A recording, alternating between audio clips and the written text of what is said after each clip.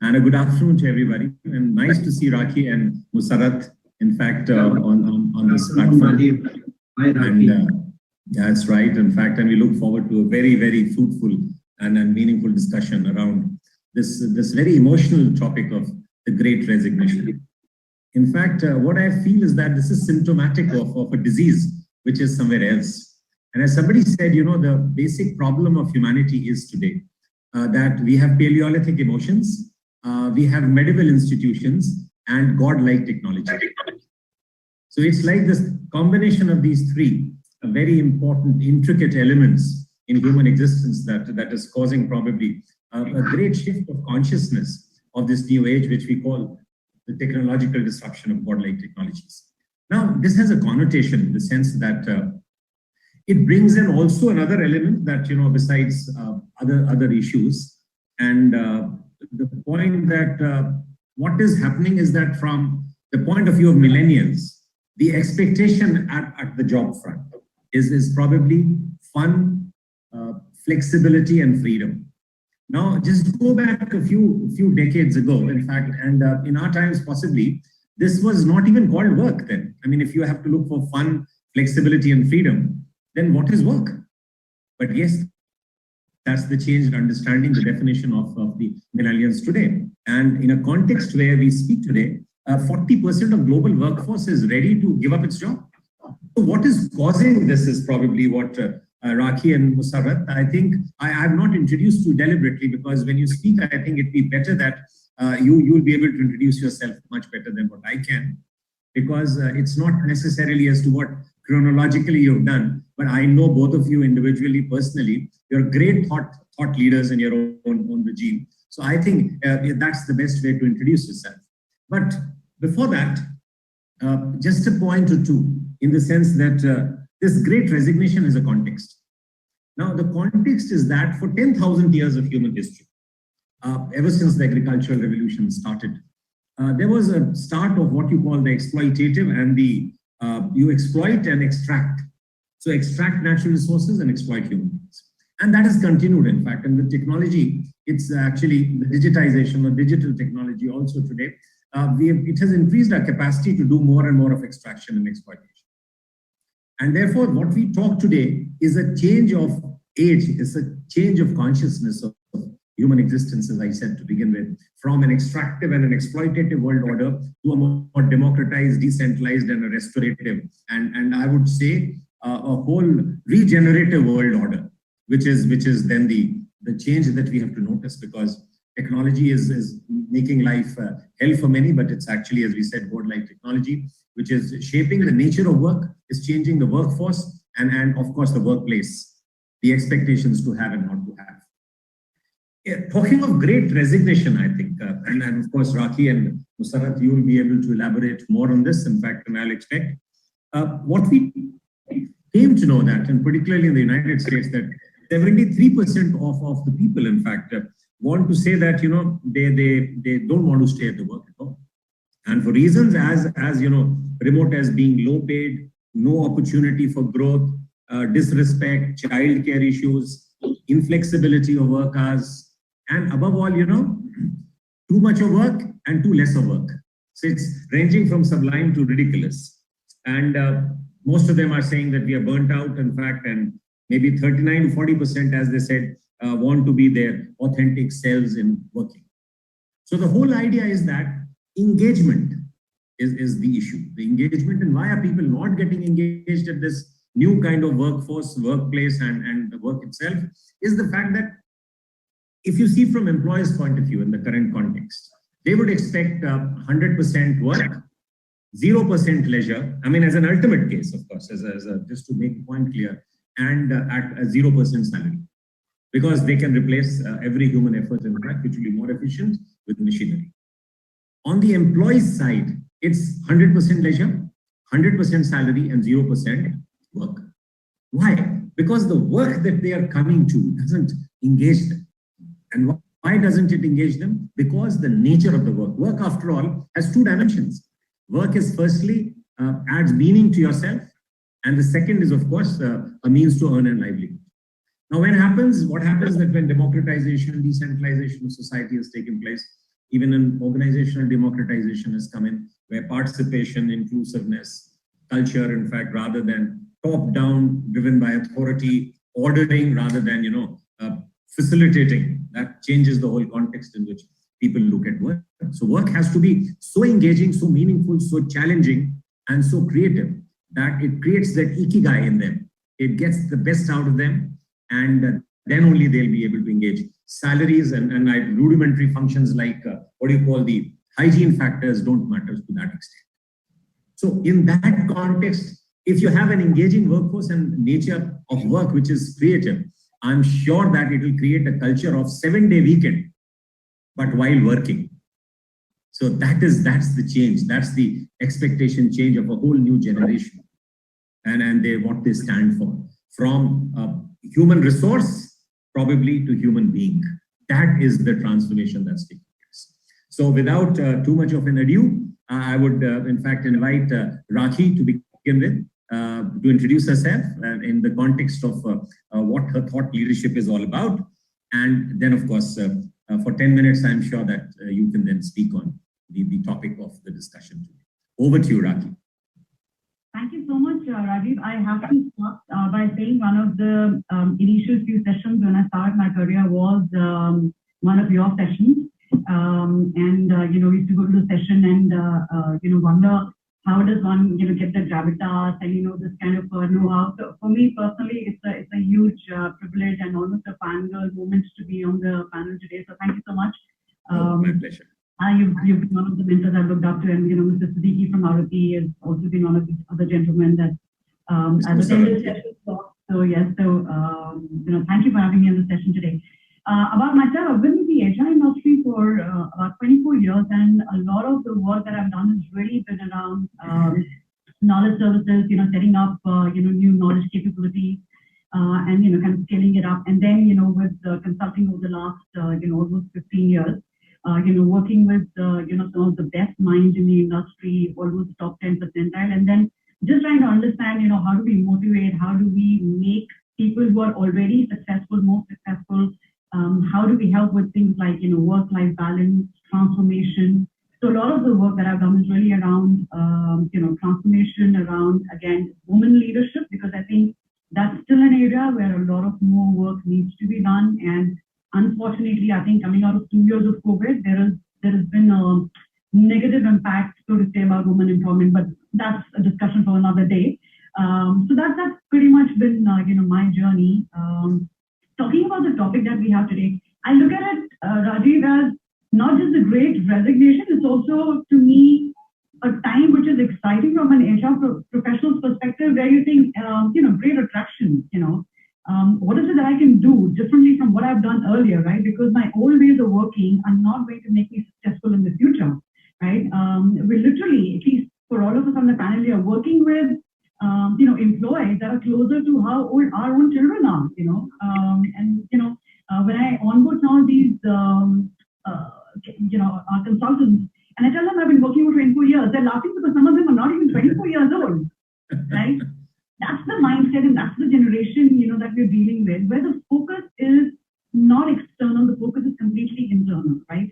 So I think the first thing that I want to really say is about technology being such a huge enabler for us in the past 2 years. A lot of organizations were sitting and talking about, digital transformation, tech enablement, including us, right? They were like, let's automate, we will do some great stuff in terms of AI and analytics. And suddenly COVID came and threw all of that mess out of the window and said, what, you can do all of this work sitting out of home, right? And for instance, if I talk about Kearney, we've been working out of home for the last 2.5 years, and there's been absolutely no disruption whatsoever. So hands down, technology is a great enabler, but it's also a disruptor, like you said, right? There are people that are paying because, either they are not well versed with technology, or they do not know how to use technology to the best of their ability. But I very firmly feel that if we look at technology as an enabler, it also becomes one of the things that we can use to continue and build on what I call the great attraction, right? So coming to the point that you were talking about in terms of, the resignations, coming through, and not just the technology sector, right? I think it's across all sectors, right? All sectors. I've not seen this kind across levels, senior, junior, even roles where we start and said, you know what, these people are never going to leave, right? These are people who are, who are here for career, they're settled, they have kids, the life cycle is very different. Even they have had second thoughts. And I think what has driven it is what I call wisdom, right? What's in it for me? So when an employee starts to think, what's in it for me? Why should I continue with this organization, right? What am I getting outside of the money that I make and perhaps a few promotions? That's when the first level of disengagement really starts, right? Now, the trick is either the organization catches that thought process and starts engaging at that stage. But most of us were not able to catch it. I'll be very honest. We did not catch it when our people were disengaging because we were fighting COVID, we were trying to get technology enablement. So I think all of us got caught unaware. So I would not put it on our fraternity or anybody else. I think all of us were kind of in the middle of a maelstrom and we did not know what to do. So I think one of the key things that a lot of organizations are doing, including ours, is we are trying to understand what is it that I can do from a culture perspective, right? Because the one thing that keeps the organization together is really the culture, right? It's the whole people aspect. It's the whole humane, social engagement factor, right? Which I think is very, very critical. Hygiene factors are important and they're here to stay. So I don't think they're hygiene factors. I think they're a given, right? Hybrid model, flexibility to work from anywhere, competitive compensation. I think employees expect that as a given, and organizations that are still struggling and looking at it as, an incremental way or a great initiative, they will lose out. Because employees are not thinking like that. They're thinking 500 other companies are doing it. We should have done this already. Why have we not done it, right? We are behind the curve. So as an employer, we need to do a couple of reality checks that some of these things are here to stay. They're not going to change.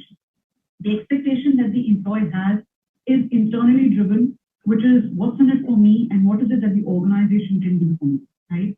And there, I think one of the biggest things that we can do is to create a common purpose, which means that when I come to work every day, I need to understand what is the impact that I'm creating. Why am I here, right? I'm sure, both of you and a lot of people who are listening to us today have read Viktor Frankl's, the book that he's written about the meaning of life, and he was in the concentration camp. And the simple takeaway from there is that when you know the why, the how becomes easier, right? When I know why I'm doing this job, why am I in HR, why am I a tech guy, why am I sitting there and doing these solutions, why am I working 15 hours? The how becomes a lot easier, right? So like you said, right, it's not about, I want to make money, and I want to enjoy so much. I think at the heart of it, everybody wants to make honest days, work. Everybody wants to get the money that, they've earned through hard work, through, their own integrity. And some of these questions that they have about what is my purpose? Why am I doing this? If organizations are able to solve for some of them, if they're able to show the larger purpose, right? We're in this together because this is the larger picture that you're solving, right? You're a part of my team. We're in this together. I feel you. I know you need work-life balance. Take some time off. I know you have small kids. You want to work from another location. Take some, flexibility. And I think once that common purpose comes back, the engagement will come back. And I'll give you an example. We've actually lost people to startups, but we've also had people go to startups and come back because they came back saying, I didn't know what the purpose was. I didn't know what I was doing over there.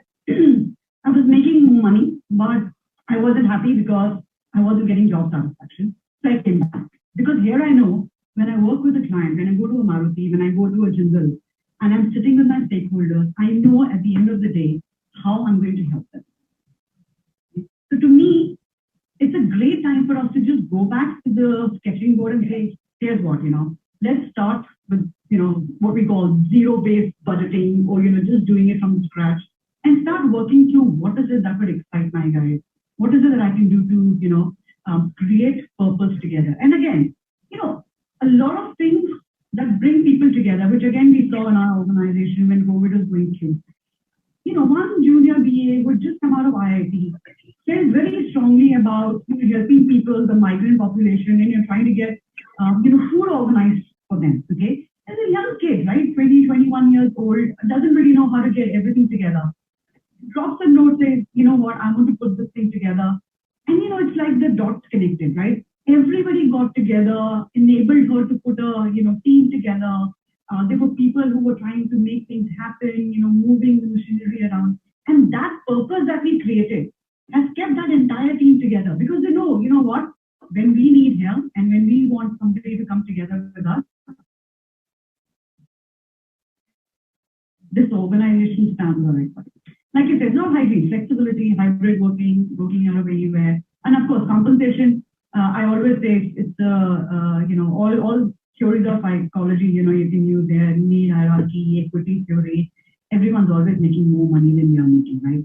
But any theory, any research you see on happiness will always tell you money is never the driver of happiness, right? It's not. There are things like compassion, gratitude, awe, but it's not money. So let me stop here. And if you have any questions, happy to answer. Well, that's beautifully elucidated, Rakhee. In fact, and the points that you made about the why of things, in fact, and the purpose of it, and what of it. What is it that makes a difference? In fact, and that's where in the context of alignment with the new work, the nature of work itself has to change, basically. Possibly, it was too disengaging. It was too led by the assembly line operations, standardization models, getting it right first time, machine-like operations. So work has to get its creativity, that creative element that will derive its purpose, basically. So we have to rethink. In fact, as you talked about zero-based budgeting, I was reminded that we have to do zero-based thinking. So you start from scratch, and people say that, anything is possible in this world, provided you forget whatever you know. So the point is that we have to redesign, in fact, and wire and re-sculpture the whole the architecture of our thinking process, basically. So I think I am absolutely very, very happy that you made that point. In fact, and ultimately the point you made around happiness being the objective. Everybody is ultimately looking for happiness. People say, no, I work. In fact, I don't require salary. I work for the sake of work. That's not right, because, okay, I take away the salary and will you work? That's not possible. True. And if you say, okay, I work only for my family. Okay, we'll give that money to the family, but take away the work of yours. So ultimately it boils down to that. Ultimately, we are looking for happiness, and all of us, in fact, and that is where it's very fortunate that this age of rethinking technology has made it possible. Extractive and exploitative nature because of these new technology and the new disruptions that are taking place. And I would say the 5 major sectors, what you talked about, it's right that it's not only limited to the information sector. The information economics operates in the transport sector today, where it's getting from the ICE model to the EVs, in fact, and then later on to autonomous, where transportation as a service becomes possible, possibly. In the arena of energy, where non-renewable to renewable energy sources, and where sun, wind, and battery can together be the source of firm power, 100%. And the cost, which is very limited, yes. So it also operates like information economics. And so the food and agricultural sector is getting disrupted through technologies like precision fermentation, which can create any kind of protein. And so that whole animal husbandry, the 10,000-old industry of agriculture, this is the second domestication without animals and without crops. Right. And the last but not the least, even this arena of materials is getting disrupted with this technology. So people have to have a very different consciousness. They're moving from a geostrategic and what you call, a more materialist orientation to a more higher order things, in fact, where they talk about achievement, where they talk about goals and self-realization, so on and so forth. This becomes possible and real. It's no longer poetic. So that's the very point. I think I was very happy that you made those points. And maybe now we shift to Musarrat before we get back to you again, so that you can then kind of, elucidate it further after we have had the first round. So Musarrat ji, it's over to you, I think, and we've been waiting anxiously to hear from you. Over to you. Thanks, Rajeev, and good to hear from Rakhee. Just a brief introduction about myself. I have more than 3 decades of experience, and I can say that more than 20 years is with automotive. So I worked in Eicher for a long time, and with Maruti again for a very, very long time. So, and then in between, I have, before automotive, I have worked in the IT sector, and I have also worked in other organizations. especially PC and all. And now talking about this great resignation, let me start talking about some of the mega trends and disruptions which is happening with it. You can directly correlate to the phenomenon. So what we are seeing largely is that the especially disruption happening in many sectors, and automotive is no exception. And we are seeing that issues like climate degradation, demographic trend across the world, across the country, rapid urbanization, and digital disruption that we are seeing. We are seeing the rising middle class. Consumer awareness is going up, and different business models are emerging. So all this is actually shaping the kind of a new mobility trend that we would call. And today we talk about autonomous. When I talk from an automotive perspective, there is a concept called ACEs. So A stands for autonomous, and C for connected, E for electric, which is zero tailpipe emission, and shared. So this is something which is totally disrupting our sector. And when I talk about the kind of shifts which I have seen myself in my career, I have seen generational shift.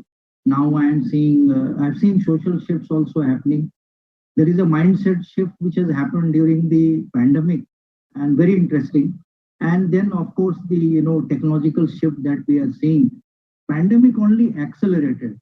Now when we talk about the great resignation, I think it's more largely related to US, and because the term itself was coined in US, the great resignation. In fact, we saw huge resignation happening in US, but predominantly we did not see that kind of resignation happening in India. Rather, job creation was happening. We saw job getting created in many sectors, which is a good sign. In fact, India is struggling with job losses rather.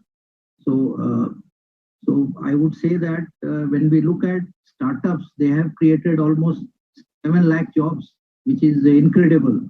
And then all the top service sectors, actually, they lost people to these startups.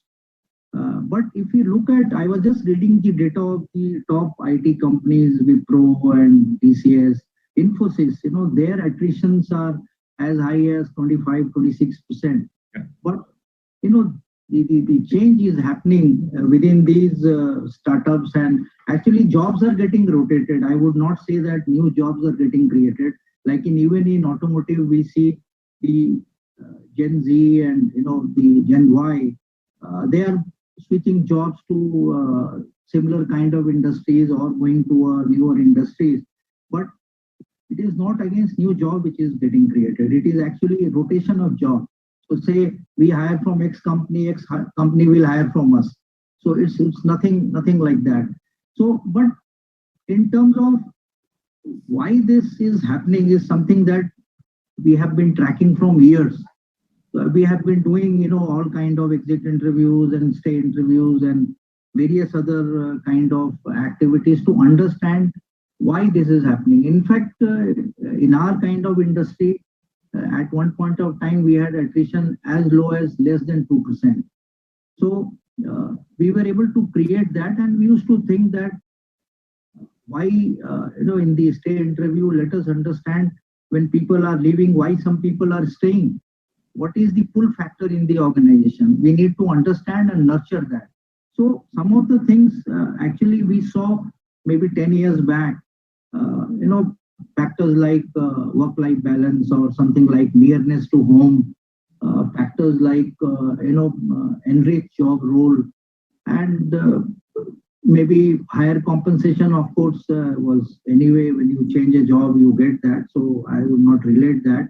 But some of these were the factors. And then one of the big factors we saw was people leaving for higher education. So for example, we are an engineering company, we hired from the best of the institute in India.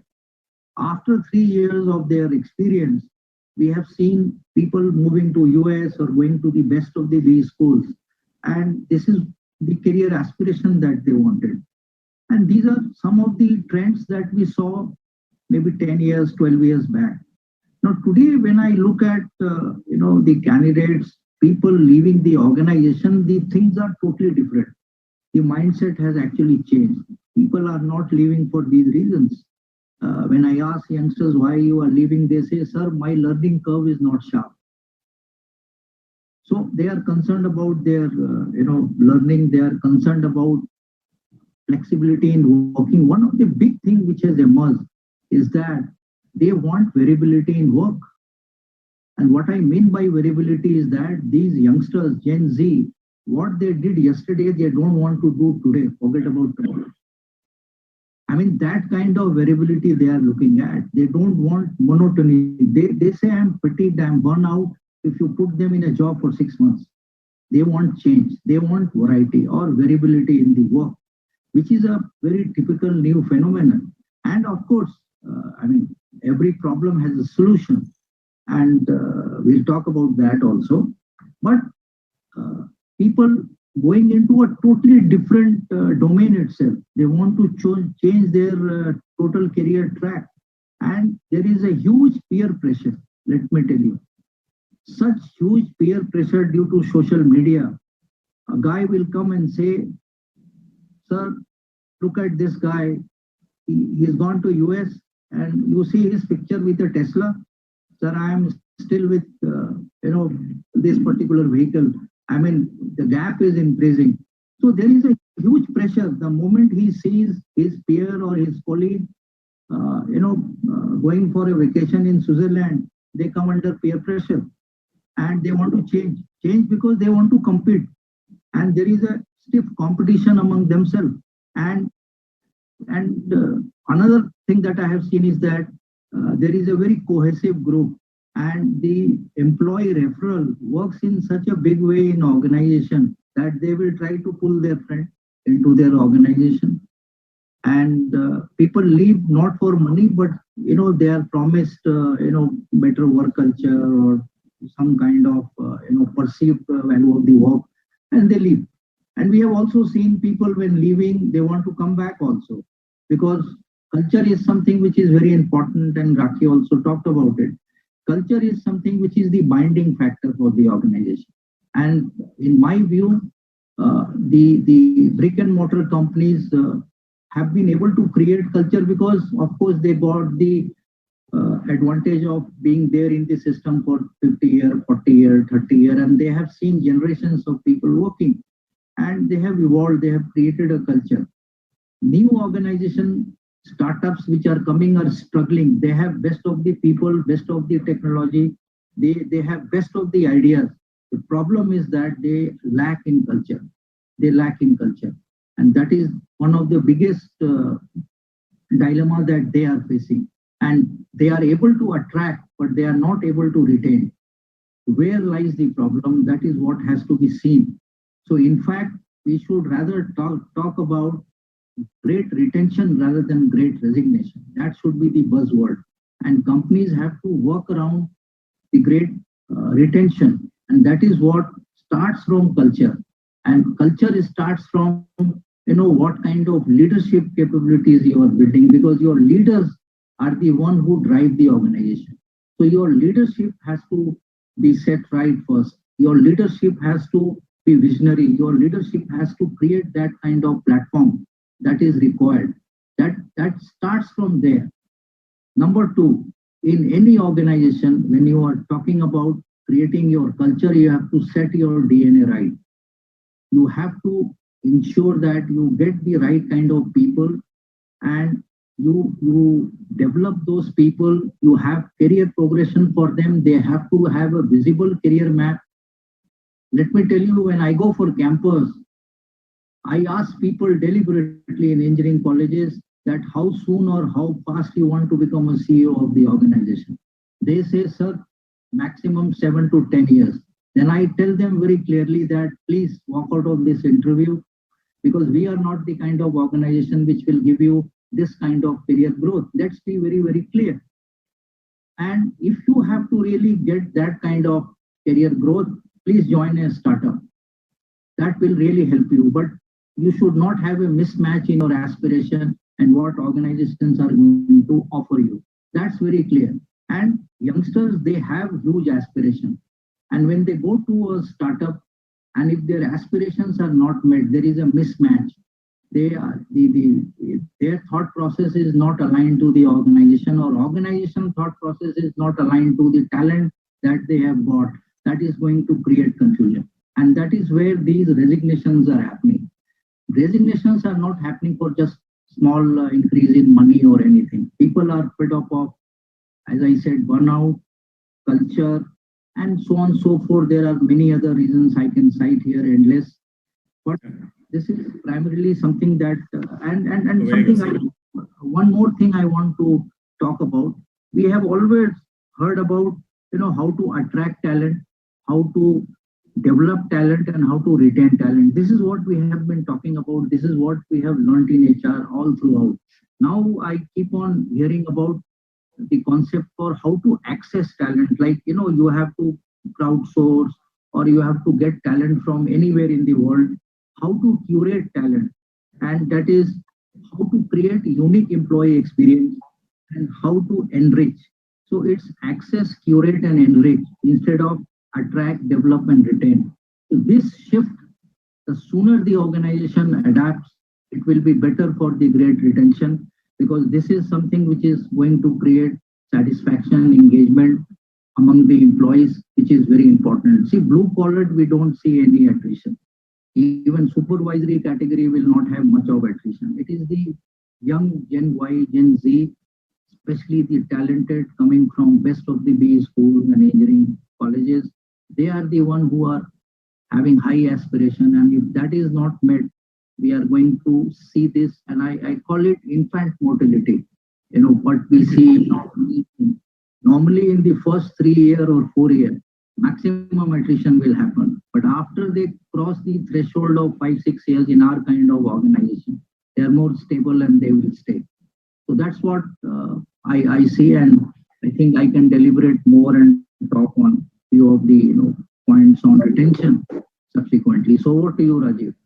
Thank you, Musharraf, for those wonderful thoughts. In fact, and I'm sure, see, that the context has changed totally. In fact, and what's happening is that Musharraf, from what you said about the business models changing according to the context, is very relevant. In fact, and the fact that 65% of the Indian population would be below 35 years of age in the next 2 to 3 years.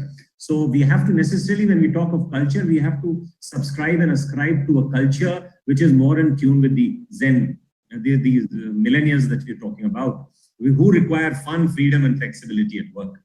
So now we have to redesign work. We cannot expect them to change, but we have got to give them a culture that they desire. In fact, and that's right, because see, when technology today is changing, it's disrupting all that, and particularly the auto sector, and where transportation as a service becomes, because of autonomous and the renewable source of energy. The point is that shelf life of technology is becoming shorter and shorter, but shelf life of an idea is becoming even shorter for that to remain relevant. So the point is that we have to constantly adapt, upgrade, modify, and change our context, change our ways of working, change the work culture, change the context according to the requirements of the time. Soon we'll be all relevant or irrelevant depending on whether we do this or not. There is a data which shows that 72% of youngsters, by the time, and taking a cue from you, Musharraf, by the time they are 35 years of age, they would have changed not only the domain from which they had done their expertise from, but even the trajectory. So somebody who has done his engineering would be doing something in tourism, and so on and so forth. So that be the reality. I think the message that is getting here, and you call it great resignation, or in fact, you look at the other point, how can you retain people who are resigning and for the reasons that there are. And therefore, I think that will be the right way to look at it. I think what you've said really brings in that balance between the two extremities. So that's very well said, I think, and I think that makes the whole discussion more comprehensively and rounded. So taking a cue from there, we have another about 7 to 8 minutes left. So to both Rakhee and you, I'll first get back to Rakhee. Rakhee, what is the solution, in fact? Or as people say, that any idea to be useful in future must look ridiculous today. But then there's a caveat that not everything which is ridiculous is useful in the future.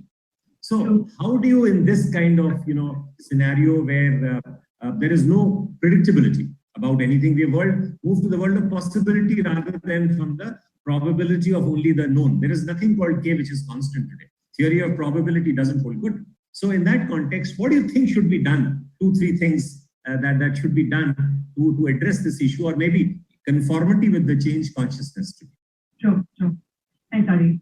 I think one of the key things to remember, and I think needs to be like a motto for all of us to remember, is change is the only constant, right? Change is the only constant. And the other thing that I always say, and my CEO sometimes gets very fed up, culture eats strategy for breakfast, literally, right?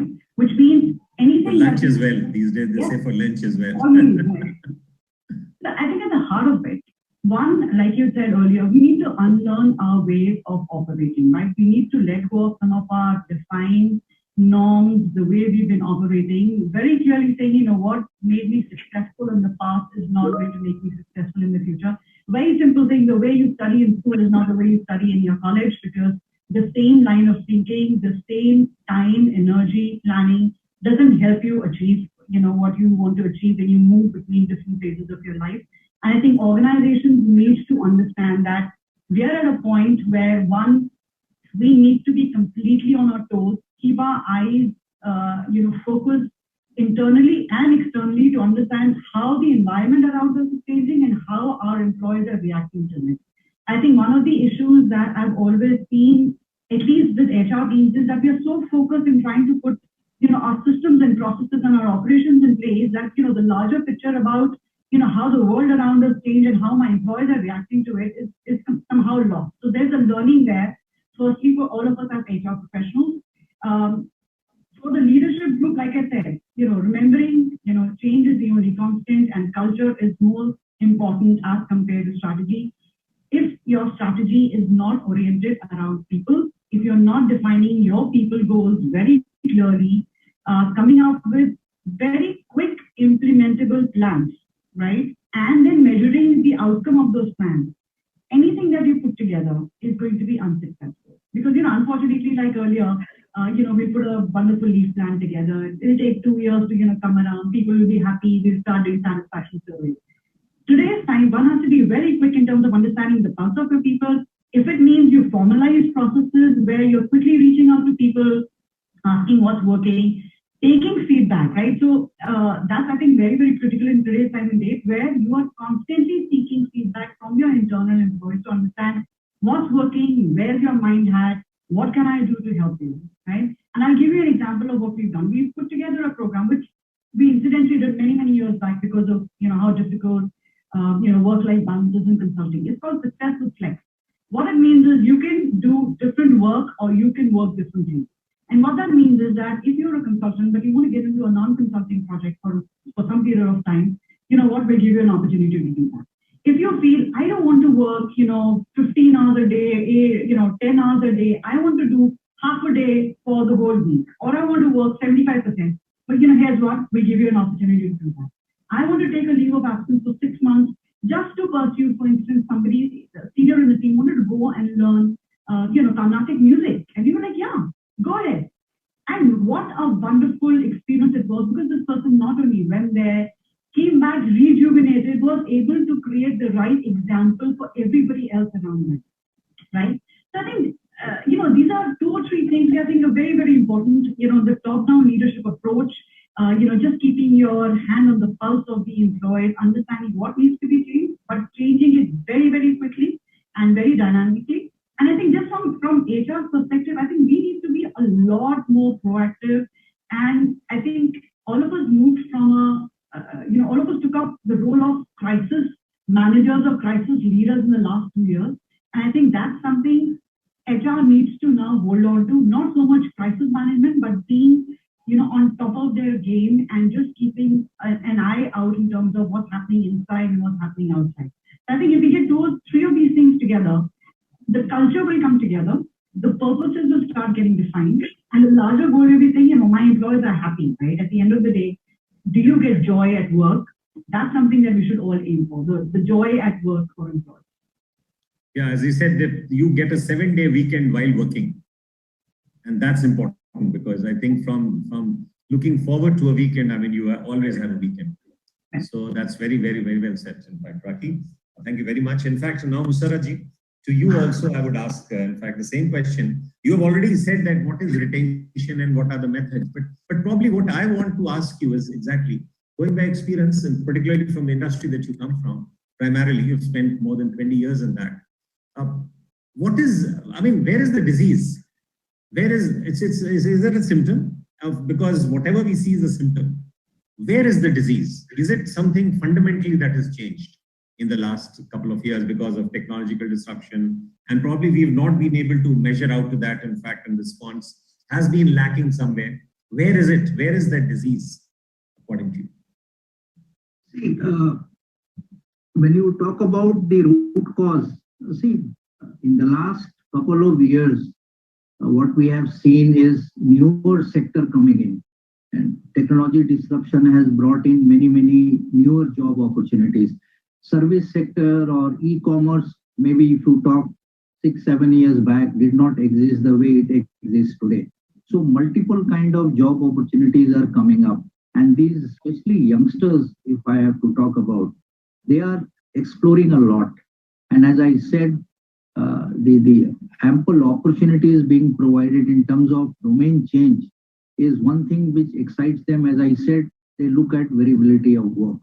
And of course, when they change, they look at faster career options, because some of these new tech sectors or e-commerce, they offer much more flatter structure and much faster growth compared to a typical traditional organization, which is hierarchical, structured, and not very flat.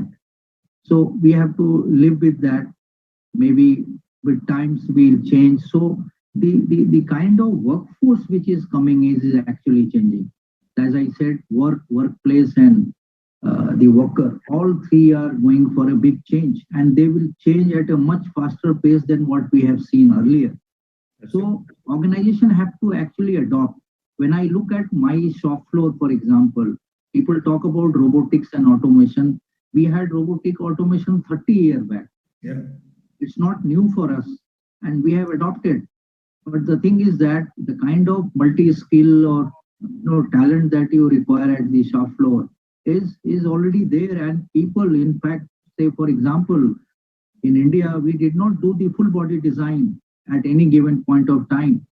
But starting from our product Swift, which was 50% Indian engineers working in Japan, getting trained in Japan, that was the kind of opportunities they look at.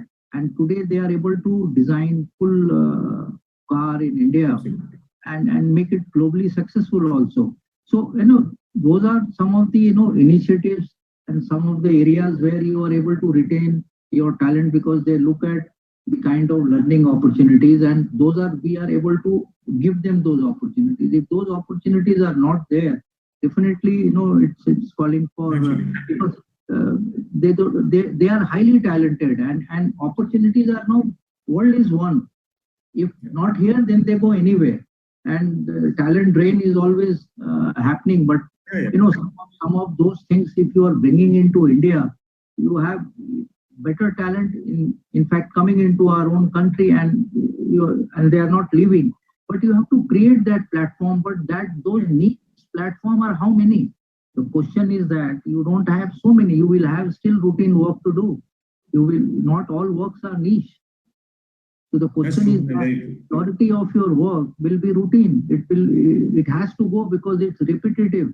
It has to happen. If it is an assembly line, you have to. But Musaraji, they say that from robotics to cobotics, whatever is programmable and predictable and boring and routine will go to the robotics. So cobotics is like, how do you learn to co-create? So you're right. I think we got to create a culture in consonance with the requirements of the new age workforce and workplace and work. That's very well said.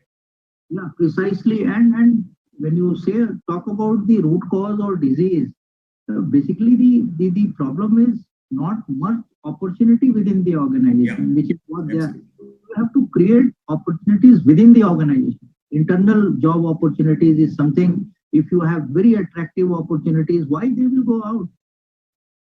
Organizations fail to create, or rather they are not able to create that employee value proposition. They have a very good employer value proposition and they are able to attract talent from B schools and campuses. But what about the value proposition within the organization? There many companies fail. And companies do good job, but it is not known to people. And that is what companies and HR especially has to do that job. This is where they fail. I see. Thank you. That's very well said, in fact. And now before we end, actually, Rakhee, just a word from you, and again a word from you before I sum it up. Yeah. The last word. Yes, I think we're at a turning point where all of us have an opportunity to either make something great and wonderful out of our organizations and just the entire people experience. And if you're able to put a little bit of time and thought in terms of what works for the people within our organization and what could be some changes that we could bring in our organization styles, in our ways of thinking. Of course, aligning, the goals of the organization and the individuals. I think the impact we can create, not just for our organization, but overall for the whole economy, I think will be tremendous. So it's a time of great revelation. It's a time to be extremely creative, and it's a time to use the energy from the young workforce in the right direction. Absolutely. This is the time probably for the human being to emerge from the human resource. And we got to respect that newfound, power of humanity. Absolutely. Thank you, Rakhee. Musaraji, what about you? Just the last word. Yeah. One thing which I wanted to share, which actually works for us, is a build versus buy concept. And I want to emphasize that more than 90% of hiring we do through campus and entry-level route only. Only 10%, less than 10% is lateral. That too, as I said, people with experience of 5 years. That really works for us because we are able to create and bind them into the culture that we want to. And that is really helping us. And that is the differentiating factor between us and competition. We are happy about it. That one thing has really worked for us. And that we are happy that even as a public sector, as a joint venture, now as a Japanese multinational, we continue to follow this tradition. And it is really working for us. That is what I want to emphasize. No, you've said it very well, in fact, and I would say that, from what is important therefore now is that, we have to now keep ourselves attuned to the new reality. And the reality is that we've got to move from that industrial age to a knowledge workforce era, where from human resource to human beings would be the logical outcome. And therefore, the human being will demand its price. It's good that employees for the first time in human history are able to demand what they want, and they'll be given, or better be given, what they want. We're moving from a kind of a mechanistic culture to a more future fit culture, from what I call the blame culture of yesteryears to a more compassionate culture, from that element of controlling ethos to a learning ethos, where remote management by sheer numbers, it'll be more distributed decision making and self-organizing and locally attuning organizational culture. From a bureaucratic to a more system value creation for all stakeholders, short-term maximization for shareholders to a more, more systemic care for larger context to stakeholders. From self-preservation and maximization of profits to more in service of life of all the multi-stakeholders from few shareholders only. From exploitation and enslavement to more of empathy and empowerment, I would say. From an extractive to a more regenerative, as I've said. From adversarial to a more inspirational. From a fear-based to a more love-based culture. And from a separation to more participation. From anthropocentric, as they say, to a more interconnected culture where we kind of, look to each other, particularly the human element, to be actually part of what is the most important element in human endeavor. And workforce and workplace need to be aligned along this whole cultural transformation that's taking place. It's a whole new consciousness that is emerging. So what Musarraf, you said, in fact, and what Rakhee also spelled out, ultimately, this is a symptom of the change that's taking place, the change in human consciousness. For the last 10,000 years, we have done a particular way of exploiting and more and more growth without purpose has led to, separating the you from yourself, separating you from others, and creating what is called the sixth extinction event, where concentration of greenhouse gases comes up to almost 490 parts per million. From pre-industrial times, it was just 280 to 300 parts per million. So how do we reverse global warming is the more important element. Even zero emission will not solve the problem, because we have to reverse global warming from 490 to 300 parts per million. That's a huge challenge. And I'm very sure that, if we align our culture of organization, particularly more facilitative driven rather than control based, top driven to more participative, inclusive, and a more, structured to a more flexible way in which people can enjoy fun, flexibility, and freedom, I think there will be no resignations. And people will resign from organizations, but they'll never resign from work. And that cultural attunement has to be there. And the message, as Rakhee said, change is the order of the day. And they say, old order changeth, yielding place to new, lest one good custom should corrupt the world. So even good things can be corruptive if they're not changed over the period of time. So thank you. I think we have overshot the time by almost 5 minutes. But that was wonderful talking to you both, Rakhee and Musarrat. I think it made our whole discussion very comprehensive and rounded. Thank you, and thank you very much. Thank you so much for a wonderful discussion. Really enjoyed interacting with you and Musarrat. So thank you so much for your time. Thank you. Thank you, Rajeev and Rakhee. Thanks a lot.